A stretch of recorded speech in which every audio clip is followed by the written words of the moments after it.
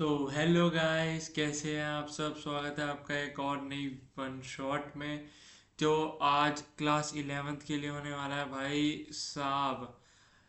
N empire across 3 continents आज मैं लेके आ गया हूँ भाई तुम्हारे लिए इसका वन शॉट। ठीक है भाई, बहुत इंटरेस्टिंग चैप्टर है। ठीक है, और मतलब कह सकते हैं कि तुम्हें बहुत कुछ अच्छा और इंटरेस्टिंग सीखने को मिल सकता है भाई इस चैप्टर से। मैं इस तरीके से पढ़ा दूंगा ना यार कि तुम्हें मज़ा आ जाएगा। लिटरली यार, मेरे पे भरोसा करके देखो, तुम्हें मज़ा आ जाएगा यार ये चैप्टर पढ़ के। ठीक है, अब देखो, अब कुछ बात कर लेते हैं पढ़ाई की। है, पढ़ाई की करते हैं वैसे तो, पर देखो, मैंने पहले chapter 1 writing and city life का वन शॉट डाल रखा है भाई। जिन्होंने वो नहीं देखा वन शॉट, वो फटाफट जाके वन शॉट देखो। उसके क्वेश्चन आंसर्स भी अपलोड कर रखे हैं, उसके क्वेश्चन आंसर्स की वीडियो देखो एंड वहाँ से प्रिपरेशन अपनी चालू करो, स्टार्ट करो अपनी प्रिपरेशन करनी। और बस अब स्टार्ट करते हैं चैप्टर 2।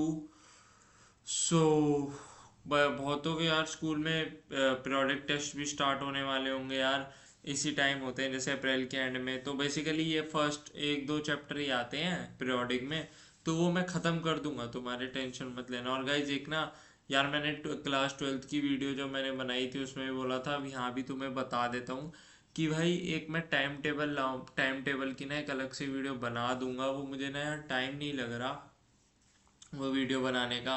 वो मैं बना दूंगा वीडियो जिसमें मैं उसमें पूरा बता दूंगा कि भाई क्लास 11th की वीडियो वन शॉट कब आएंगे और क्लास 12th के वन शॉट कब आएंगे और क्वेश्चन आंसर वगैरह मैं सब बता दूंगा उस वीडियो में, टेंशन मत लेना। ठीक है, सो स्टार्ट करते हैं फटाफट यार। Class 11th subject history.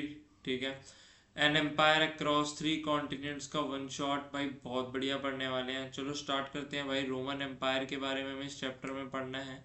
ठीक है, कि कैसे रोमन एम्पायर जो है वो ट्रेड करता था और एम्पायर्स के साथ, पॉलिटिकल कंट्रोल कैसा था रोमन एम्पायर का। ठीक है, क्या कौन कौन से एम्परर रहे, जैसे अगस्तस रहा का, और भी बहुत सारे रहे हैं एम्परर्स। सो उनकी बात करने वाले हैं हम इस चैप्टर में। तो फटाफट से स्टार्ट कर देते हैं भाई, चलो इंट्रोडक्शन से। ठीक है भाई, 6th century BCE की से हम बात करने वाले हैं यहाँ। 6th century BCE से, एक सेकंड में पेन कर लेता हूँ ऊपर अपना। कौन सा, लाइट ग्रीन से करते हैं चलो। ठीक है भाई, तो 6th century में दिख नहीं रहा ना ये, दिख नहीं रहा।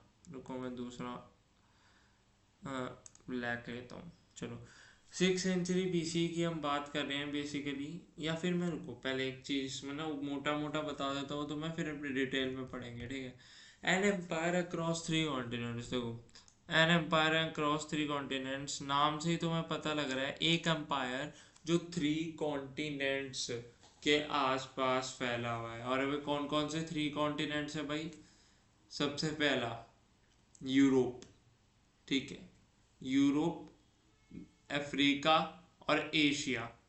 यूरोप, अफ्रीका एंड एशिया जो है, इस ये 3 कॉन्टिनेंट्स के ऊपर ये एम्पायर जो है वो फैला हुआ है बेसिकली।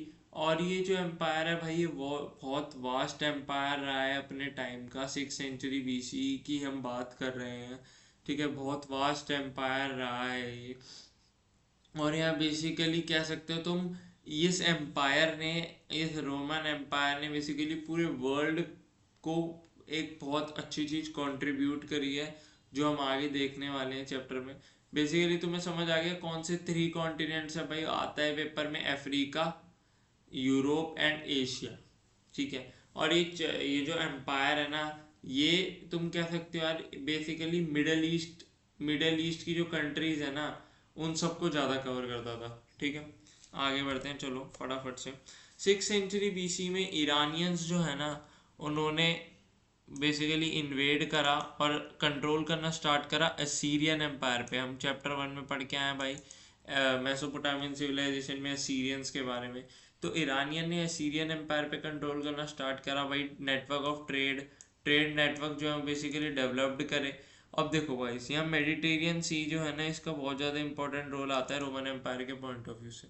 मेडिटेरियन सी को तुम हर्ट कह सकते हो भाई रोमन एम्पायर का। हर्ट कैसे? क्योंकि सारा ट्रेड जो है रोमन एम्पायर का वो मेडिटेरियन सी से ही होता था। समझ आ गई बात? और कुछ कह सकते हैं कि बेसिकली ईरानियंस जो है उन्होंने स्टार्ट करा था ट्रेड करना मेडिटेरियन सी से। ठीक है, एसीरियंस पे इन्वेड करा था और कंट्रोल कर लिए थे बहुत सारे पार्ट्स। चलो आगे चलते हैं। और ये हमें भाई कुछ रूइंस मिले हैं ग्रीक सिटी ऑफ कॉर्निथ पे, ऐसे कुछ रूइंस मिले हैं हमें।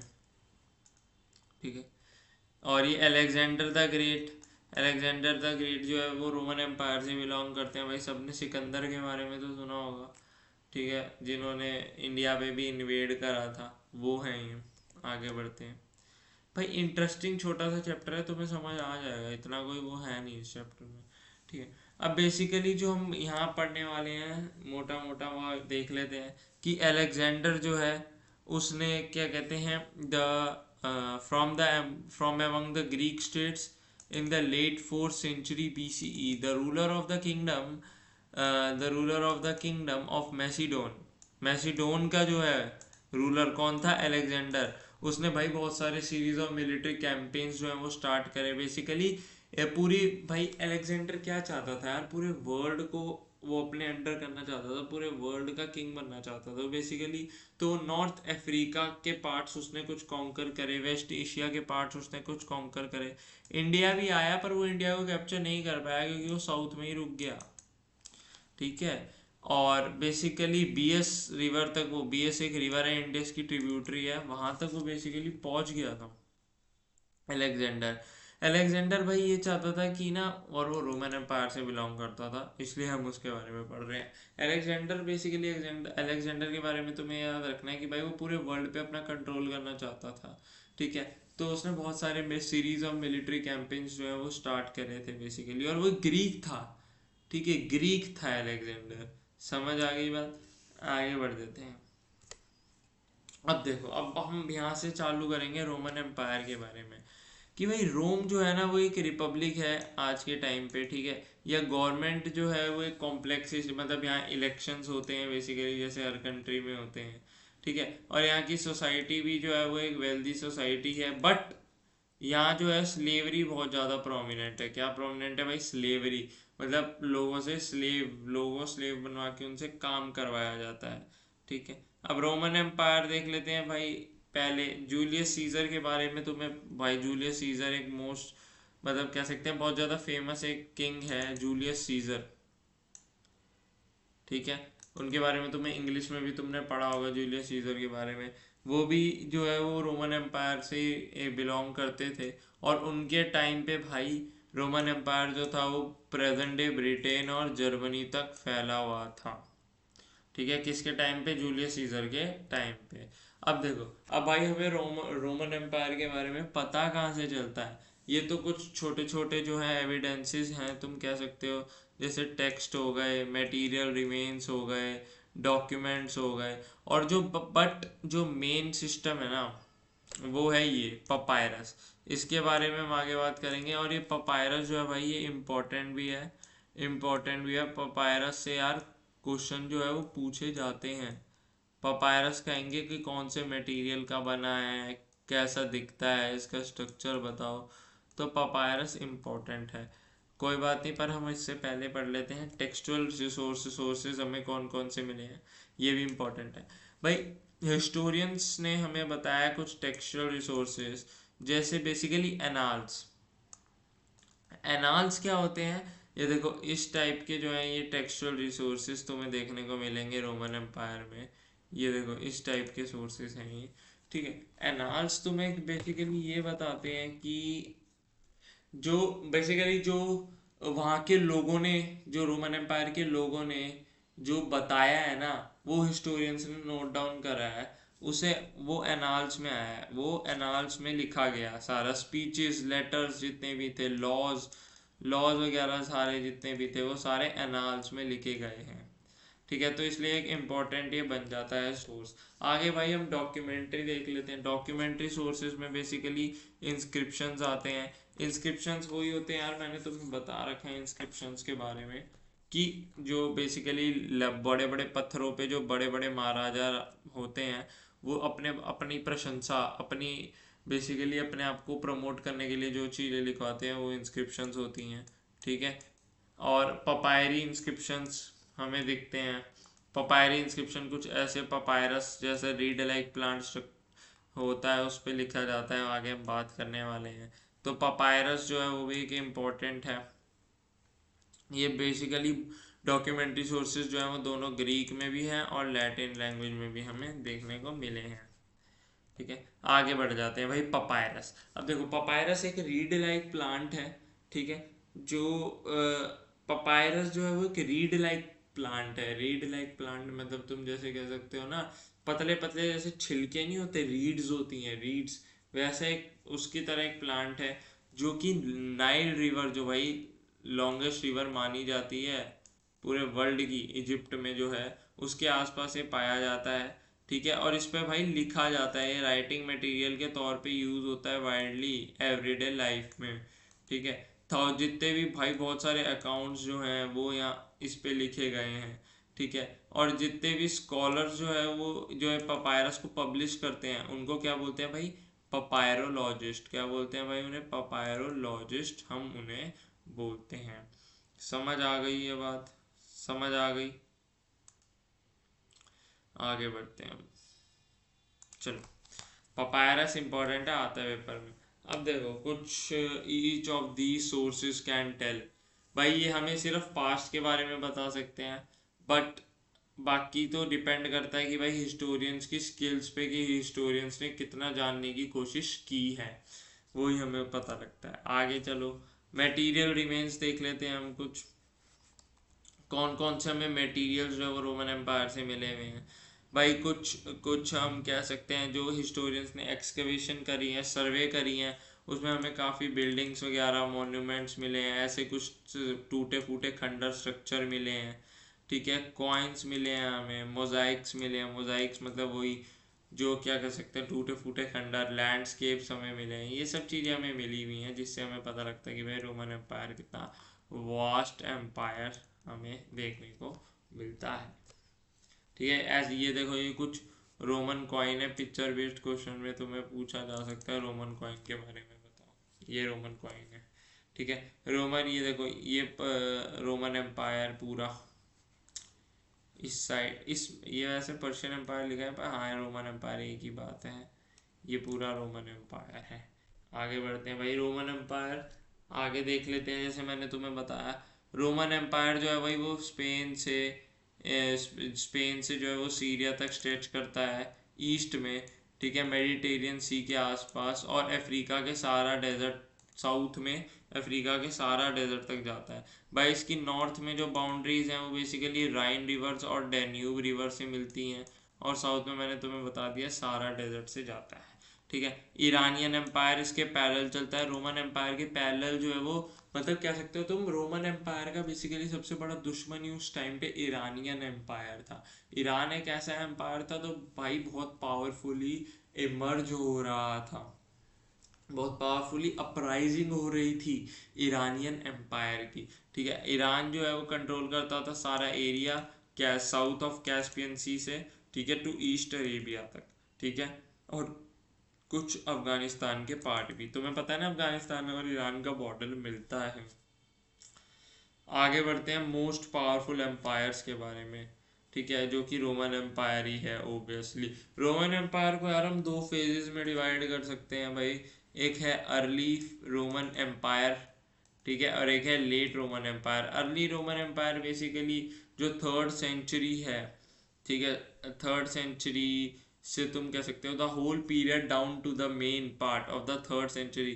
थर्ड सेंचुरी तक का जो एम्पायर है वो अर्ली एम्पायर कहलाता है, और थर्ड सेंचुरी के बाद वाला जो एम्पायर है बेसिकली लेट एम्पायर तुम्हारा कहलाता है, ठीक है। थर्ड सेंचुरी यहाँ वो है पीओ, वो है क्या कहते हैं point of view, POV third century के पॉइंट ऑफ व्यू से हम देख रहे हैं। थर्ड सेंचुरी से पहले अर्ली एम्पायर, थर्ड सेंचुरी के बाद लेट एम्पायर आ जाता है।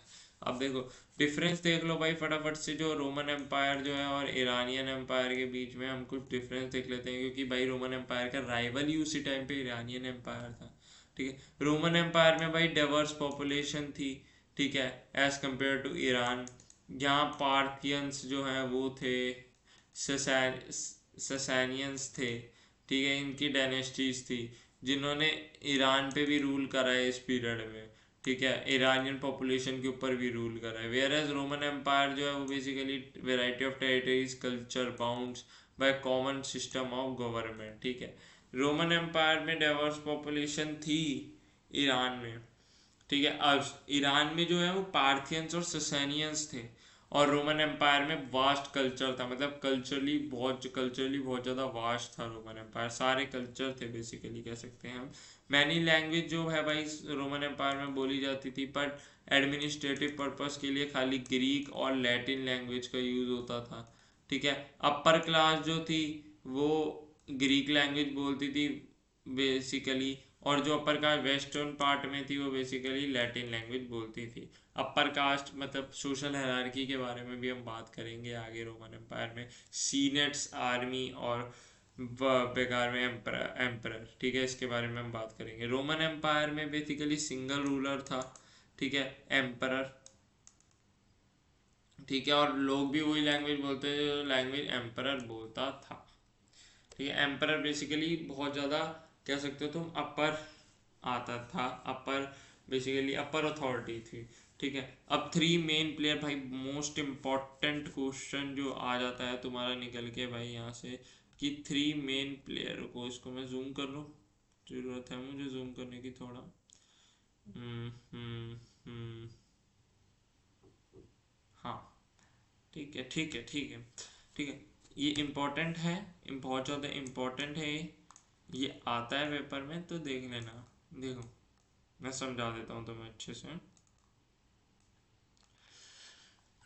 अगर तुम पेपर में क्वेश्चन आता है ना, three main players of political history of empire बताओ, या फिर इससे रिलेटेड, तो तुम भाई सेम ऐसा फ्लो चार्ट बना के आना, तुम्हें 100% नंबर मिलने वाले हैं अगर तुम ऐसा फ्लो चार्ट बना के आओगे तो, ठीक है। सबसे पहले ऊपर क्या है भाई, सबसे पहले ऊपर है एम्परर, ठीक है, जो कि सोर्स ऑफ अथॉरिटी है। उसके बाद आते हैं द सीनेट। सीनेट है भाई जो अमीर एरिस्टोक्रेट्स फैमिली है, बहुत ज़्यादा अमीर फैमिली है, वो है सीनेट। उसके बाद आती है भाई आर्मी, जो कि पेड और प्रोफेशनल है, कम से कम 25 साल सर्व करना ही है आर्मी को, आर्मी में हर किसी को, ठीक है।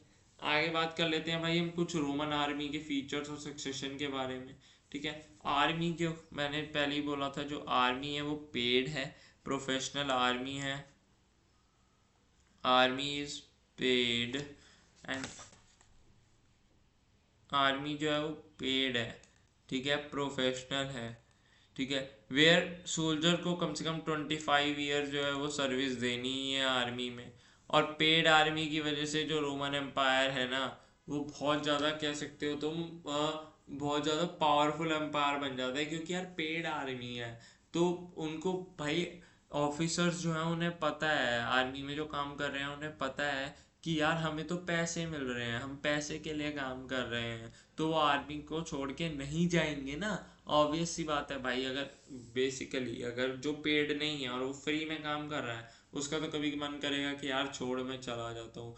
तो फिर अंपायर जो है धीरे धीरे वीक पड़ता जाएगा। अंपायर जो है वो किस लिए पावरफुल बनता है, उसमें से एक उसका मोस्ट इम्पॉर्टेंट फैक्टर आर्मी भी होती है। अगर किसी एम्पायर की आर्मी जो है वो पावरफुल है, तो एम्पायर भी पावरफुल होगा। तो इसलिए पेड आर्मी है तो कोई छोड़ के आर्मी जाता नहीं था, इसलिए जो है बहुत ज़्यादा पावरफुल आर्मी थी, ठीक है। आर्मी जो है वो हेटेड भाई, सीनेटर्स जो थे ना वो आर्मी को बहुत ज़्यादा हेट करते थे।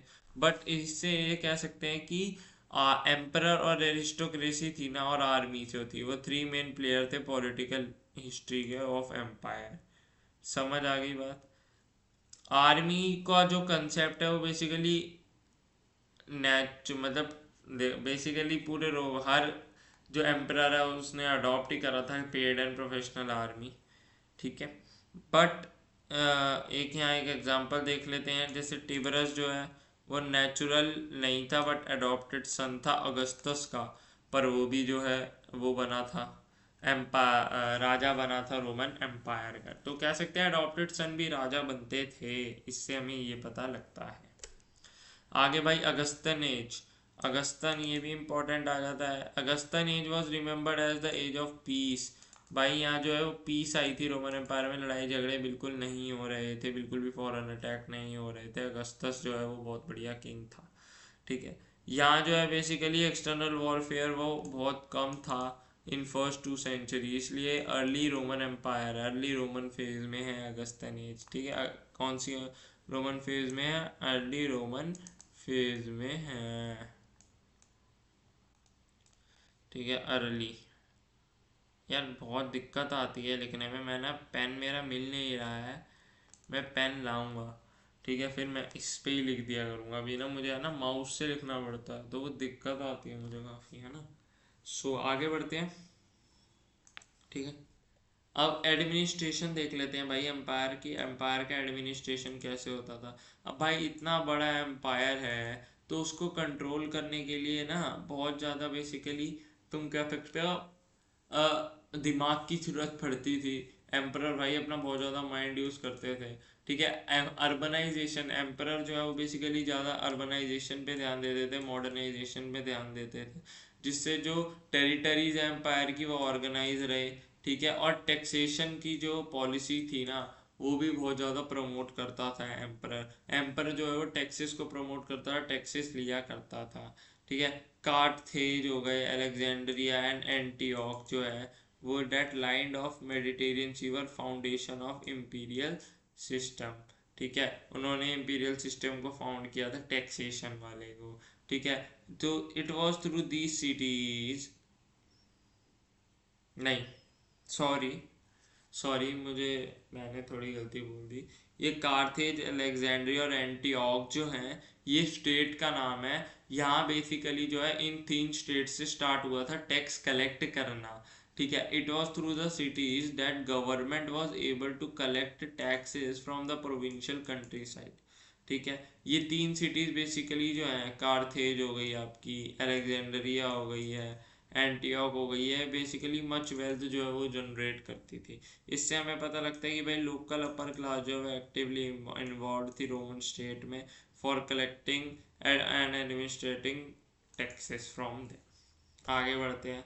ठीक है भाई, बेसिकली पर throughout the second 2nd century and the third 3rd century the provincial upper class ने बेसिकली, तुम देखो मैं तुम्हें बता देता हूँ एक बार यहाँ, जो बेसिकली अपर क्लास था ना वो बेसिकली उसको टैक्स देने में कोई दिक्कत ही नहीं आती थी। दिक्कत टैक्स देने में आर्मी को आएगी, क्योंकि आर्मी जो है वो पेड एंड प्रोफेशनल तो है, बट वो एक तरीके से एम्पायर को भी तो सर्व कर रही है ना। तो वो ये सोचते थे यार हम टैक्स क्यों पे करें, हम टैक्स क्यों दें। ठीक है, आगे बढ़ जाते हैं हम। तो इसीलिए ही जो है वो लेटर एम्पायर हमें देखने को मिलता है। Thus they become the new elite of the Roman empire. ठीक है, कौन? सीनेटर्स, क्योंकि वो ज़्यादा टैक्स पे करते थे। सीनेटर जो है, देखो जो मोस्ट पावरफुल सीनेटर है ना वो कभी कभी किंग भी बन जाते थे, क्योंकि अपनी वेल्थ की वजह से। किसकी वजह से? वेल्थ की वजह से। अब ऐसे ही जो एक एम्परर आया गैलिनियस। गैलिनियस जो है उसने पावर को कंसोलिडेट करा by excluding senators from the military command. Senator जो है ना वो किंगडम पे तो कंट्रोल करना ही चाहते थे, बट साथ साथ मिलिट्री पे भी कंट्रोल करना चाहते थे कि किसी तरह वो मिलिट्री से भी जो है वो टैक्स जो है वो गेन कर पाए। तो ऐसी एम्परर गैलिनियस जो था उसने सीनेटर्स को बिल्कुल एक्सक्लूड कर दिया था, हटा दिया था फ्रॉम मिलिट्री कमांड से। ठीक है, अब देखो, अब हम आगे आते हैं भाई रोमन सिटी की, अर्बन रोमन सिटी की बेसिकली ट्रेड के बारे में हम यहाँ बात करने वाले हैं। ठीक है, अर्बन सेंटर जो है वो रोमन सिटी का जो है वो बेसिकली कह सकते हैं हम अर्बन सेंटर था रोमन सिटी, है ना। सो बेसिकली काफ़ी सारी सिटीज़ थी जहाँ ट्रेड, और जो ट्रेड के लिए फेमस थी। विलेजेस थी जो अपग्रेडेड विलेजेस थी। ठीक है, विलेजेस जो है वो धीरे धीरे सिटीज़ बनती जा रही थी। अभी हमने पीछे देखा कि भाई अर्बनाइजेशन जो है वो बहुत ज़्यादा हो रही थी अर्बन रोमन एम्पायर में। ठीक है, अब देखो अर्बनाइजेशन भी हो गई, ठीक है, ट्रेड भी बढ़ रहा था, बट उसके बाद आता है भाई थर्ड सेंचुरी का क्राइसिस। इसके बाद लेटर रोमन एम्पायर हमारा स्टार्ट हो जाता है थर्ड सेंचुरी के बाद। अब देखो क्या हुआ कि फर्स्ट और सेकंड सेंचुरी जो है वो पीरियड ऑफ पीस रहा, कोई बिल्कुल वॉर नहीं हुई रोमन एम्पायर में। इस पीरियड में अगस्तस थे, है ना। बहुत ज़्यादा भाई प्रोस्पेरिटी और इकोनॉमिक एक्सपेंशन करा, बट इन 225, ठीक है, नई डायनेस्टी ससैनियंस जो है वो ईरान में आए, हमने अभी देखा पीछे। ठीक है, वो बहुत ज़्यादा एग्रेसिवली और एक्सपैंड कर रहे थे अपना एम्पायर। ठीक है, सो उन्होंने क्या करा, ससैनियंस ऑफ ईरान ने और कुछ जर्मैनिक ट्राइब थी जो बारबेरियंस, जो मतलब बाहर के लोग थे, वो भी राइन और डेन्यूब फ्रंटियर, राइन और डेन्यूब जो है नॉर्थ में थी ना रोमन एम्पायर के, वहां से नीचे नीचे रोमन एम्पायर की तरफ आ रहे थे। ठीक है, सो एक जगह से ससैनियंस और कुछ जर्मन ट्राइब, जैसे कह सकते हो तुम गॉथ्स, गॉथ गॉथ एक जर्मन ट्राइब थी, तुम कह सकते हो गॉथ एक जर्मन ट्राइब थी। ठीक है, गॉथ और एक दो और जर्मन ट्राइब्स जो कि अटैक करती है रोमन एम्पायर पे, इन्वेड करते हैं मिलके। तो 233 से 280 तक रिपीटेड इन्वेजन दिखते हैं भाई। 47 ईयर्स नहीं, हाँ, अ, नहीं 25, हाँ 47 ईयर में 25 एम्परर जो है वो चेंज होते हैं, जिससे एम्पायर कोलैप्स कर जाता है एंड डाउनफॉल एम्पायर का चालू हो जाता है भाई यहाँ से। ठीक है, बहुत बढ़िया तरीके से करवा दिया मैंने, समझा दिया, समझ आ गया होगा। बस ये बहुत इंपॉर्टेंट है यार थर्ड सेंचुरी, सीधा 8 मार्कर का यहाँ तुम्हें क्वेश्चन देखने को मिलता है थर्ड सेंचुरी क्राइसिस से। अब कुछ अदर एक्सपेक्ट देख लेते हैं। हमने देख लिया भाई एम्पायर कोलैप्स कर चुका है, पर वुमेन का स्टेटस क्या है, वुमेन के स्टेटस की क्या बात हो रही है रोमन एम्पायर में, वो एक बार चेक करते हैं। चलो भाई, वुमेन जो है वो लीगल राइट्स को एंजॉय करती है, प्रॉपर्टी मैनेज करती है। ठीक है, लेट टीन्स में शादी कर दी जाती थी। ठीक है, और बेसिकली जो है हमें हम न्यूक्लियर फैमिलीज दिखती हैं। न्यूक्लियर फैमिलीज मतलब बेसिकली तुम कह सकते हो कि एक माँ, एक बाप और एक बच्चा। ठीक है, ये न्यूक्लियर फैमिलीज होती हैं। और जो वुमेन है वो बेसिकली फादर की प्रॉपर्टी पे उनका राइट होता है। ठीक है, हस्बैंड की प्रॉपर्टी पे राइट नहीं होता, फादर की प्रॉपर्टी पे राइट होता है उनका। ठीक है, फादर की डेथ के बाद वुमेन जो है वो बेसिकली फादर की जो प्रॉपर्टी है उसे इंजॉय कर सकती हैं।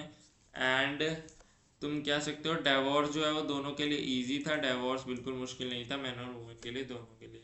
वुमेन जो है वो डिनो हस्बैंड से डोमिनेट होती थी। ठीक है, वाइफ्स जो है वो बीटन अप भी करी जाती थी कभी कभी हस्बैंड से। ठीक है, टिपिकली फॉर्म ऑफ मैरिज जो है वो बेसिकली तुम कह सकते हो कि मैरिज जो है वो फोर्सफुली कर दी जाती थी, वुमेन की बिल्कुल भी सुनी नहीं जाती थी। ठीक है, हस्बैंड जो है वो मारते थे वुमेन्स को। ठीक है, उस रोमन एम्पायर के टाइम पीरियड की हम बात कर लेते हैं। ठीक है, हाँ, बेसिकली वुमेन जो है वो लीगल राइट एंजॉय तो करती थी, वोटिंग राइट नहीं था। वोटिंग राइट तो बेसिकली वोट की तो चलो यहाँ कोई बात नहीं आती, पर वुमेन जो है वो बेसिकली फोर्सफुली वुमेन की शादी करी जाती। वुमेन की अपनी कोई, वो वुमेन के ओपिनियन का कोई भाई इंपॉर्टेंस था ही नहीं रोमन सिटीज, रोमन एम्पायर में। ठीक है, अब लिटरेसी भाई कितने लोग पढ़े लिखे थे वो एक बार बात कर लेते हैं हम। ज़्यादा नहीं है, थोड़ा बहुत रह गया है कि कितने लोग पढ़े लिखे थे। भाई लोग जो है वो पढ़े लिखे तो थे, लिटरेसी जो है वो भाई एग्जिस्ट तो करती ही थी लिटरेसी। एक सेकेंड, लिटरेसी जो है भाई वो एग्जिस्ट करती थी रोमन एम्पायर में, ऐसी बात नहीं है। लिटरेसी जो है भाई एग्जिस्ट नहीं करती थी लिटरेसी एग्जिस्ट कैसे करती थी। जो मैनेजर्स हैं तुम देख सकते हो, कई मैनेजर्स हमें दिखे हैं, ऑफिसर्स जो हम देख रहे हैं ना, हमने बात करी थी आर्मी में ऑफिसर्स, वो लिटरेसी वॉज एग्जिस्टेड, क्योंकि सोल्जर जो थे वो पेड एंड प्रोफेशनल थे। पेड एंड प्रोफेशनल हमने वर्ड यूज करा है। आर्मी जो है वो बेसिकली लिटरेट थी पूरी। ठीक है, ऐसे ही नहीं है किसी को भी भाई आर्मी में भर्ती कर दिया ना, ऐसा नहीं है। कैजुअल लिटरेसी जो है वो हाई थी रोमन एम्पायर में। ठीक है, आगे बढ़ते हैं। मतलब बेसिकली लिटरेट था एम्पायर, तुम कह सकते हो एम्पायर जो है वो लिटरेट था। ठीक है, चलो अब वर्कर, अब बेसिकली यहाँ भी एक बहुत ज़्यादा इंपॉर्टेंट क्वेश्चन तुम्हारा राइज हो रहा है, ठीक है। ये एक इम्पोर्टेंट क्वेश्चन तुम कह सकते हो तुम्हारा बनता है स्लेवरी पे। स्लेवरी जो है यार वो बहुत ज़्यादा इम्पोर्टेंट रही है रोमन एम्पायर में, क्योंकि स्लेव्स को ना एज अ, तुम कह सकते हो as a housekeepers use करते थे ये लोग। हर घर में एक स्लेव तुम्हें मिलेगा ही, उससे पाइप लेबर काम लेबर लेबर करवाते थे, ठीक है। और कभी ऐसा नहीं है कि हमेशा लेबर ही होती थी, उससे अपने पर्सनल काम भी करवाते थे रोमन इकोनॉमी में। और बेसिकली स्लेव्स जो हैं वो रोमन इकोनॉमी में बहुत ज़्यादा कंट्रीब्यूट करते थे। समझ आ गई। सारा काम जो है ना भाई वो बेसिकली अपर क्लास तुम कह सकते हो लेबर पे डिपेंडेंट थे, ठीक है। जब फर्स्ट सेंचुरी में जो है पीस इस्टेब्लिश हुई रोमन एम्पायर में, तो स्लेव्स जो है वो डिक्लाइंड होने लगे, ठीक है। और यूजर्स ऑफ स्लेव लेबर जो है वो स्लेव की ब्रीडिंग करने लगे, मतलब स्लेव्स को बेचने लगे चीपर रेट पे, ठीक है, एज अ वेज लेबर, ठीक है। मतलब स्लेव्स की ब्रीडिंग होने लगी, स्लेव्स को बेचने और खरीदने का काम यहाँ किया जाने लगा। आगे बढ़ लेते हैं भाई। लेट एंटिक्विटी, ये एक टर्म जो है वो बेसिकली डिस्क्राइब करी जाती है फाइनल फैसिनेटिंग पीरियड, जो कि रोमन एम्पायर के तुम कह सकते हो 4th से 7th सेंचुरी, मतलब बेसिकली लेट एंटिक्विटी वही लेट रोमन एम्पायर कल्चर की बात कर लेते हैं। यहाँ बहुत सारे जो है वो कल्चरल चेंजेस हुए, इकोनॉमिक चेंजेस हुए, एडमिनिस्ट्रेटिव जो है लेवल्स पे चेंज हुए हैं यहाँ। कब? लेट रोमन एम्पायर की हम यहाँ बात कर रहे हैं, 4 से 7 सेंचुरी के बीच में, उसी को ही हमने पीरियड को लेट एंटिक्विटी टर्म से रेफर करा है, ठीक है। वर्क क्या क्या हुआ है अब देखो भाई, कुछ ये भी इम्पोर्टेंट है, आ जाता है 3 नंबर में। जो एम्परर डायोक्लिटियन है, उसने क्या करा, अबेंडन कर दी टेरिटरीज जिसकी कोई भी इकोनॉमिक इम्पोर्टेंस नहीं है, उनको हटा दिया उसने।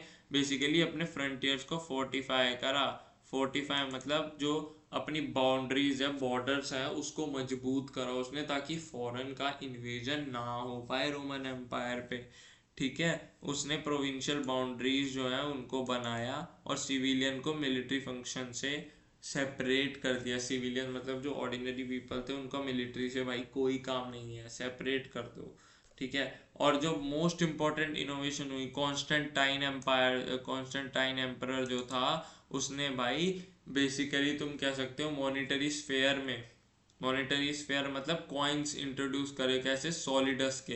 सॉलिडस का एक कॉइन इंट्रोड्यूस करा जिसका वेट था 4.5 ग्राम ऑफ प्योर गोल्ड, ठीक है। और उसने बेसिकली क्रिश्चियनिटी को ऑफिशियल रिलीजन बोल दिया रोमन एम्पायर का, ठीक है।